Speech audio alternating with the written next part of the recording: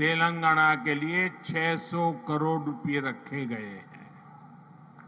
इससे हैदराबाद, सिकंदराबाद सहित आसपास के जिलों के लाखों साथियों की सुविधा और बढ़ेगी। इससे नए बिजनेस हब बनेंगे, नए इलाकों में इन्वेस्टमेंट होना शुरू होगा।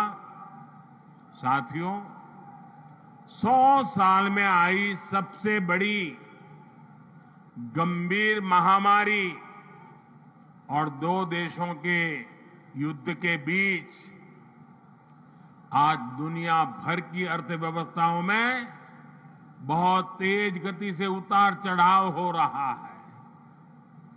इस अनिश्चितता के बीच भारत दुनिया के उन देशों में से एक है जो अपने इंफ्रास्ट्रक्चर को आधुनिक बनाने के लिए रिकॉर्ड निवेश कर रहा है।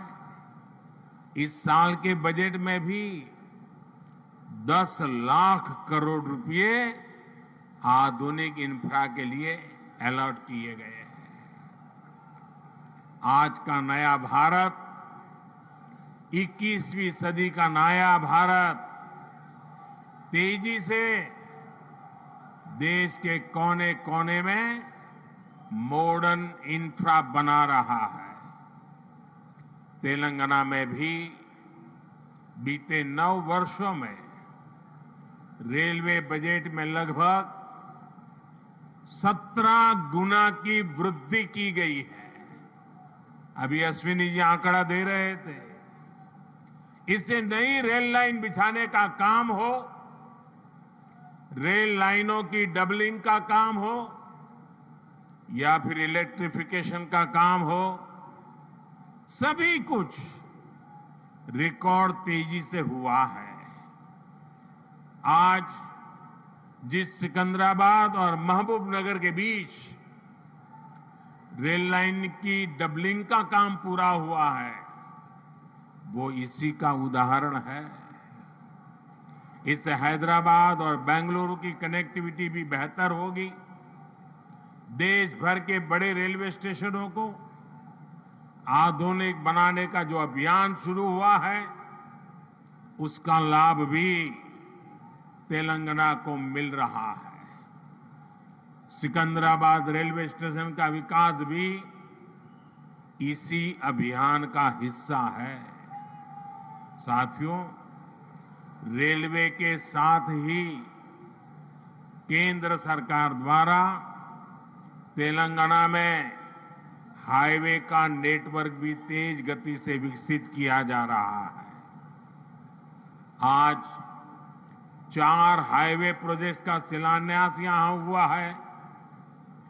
2300 करोड़ की लागत से अक्कलकोट कर्नूल सेक्शन को हो, 1300 करोड़ की लागत से महबूबनगर चिंचोली सेक्शन का काम हो, करीब 900 करोड़ रुपए की लागत से कलवाकुर्ती कोल्हापुर हाईवे का काम हो, 2700 करोड़ की लागत से खम्मम देवरापल्ली सेक्शन का काम हो।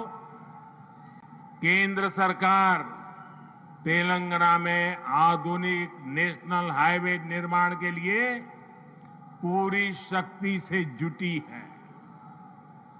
केंद्र सरकार के निरंतर प्रयास की वजह से आज तेलंगाना में नेशनल हाईवे की लंबाई 2 गुनी हो चुकी है।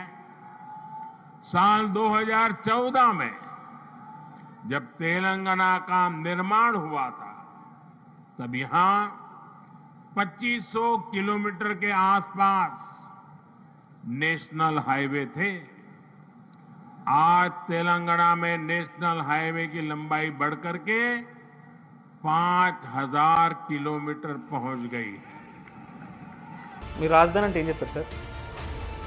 రాజధాని ఎందుకు ఈ ఆలోచన చంద్రబాబు నాయుడు చేయలేదు సార్? మరి ఇప్పుడు అంతా ప్రజలంతా అంగీకరిస్తేనే అమరావతిని తీసుకొచ్చింది. ఆయన ఎన్ని భూములు కొన్నారో ఆ కోపం మీదనే మీరు రాజధాని మాకెందుకు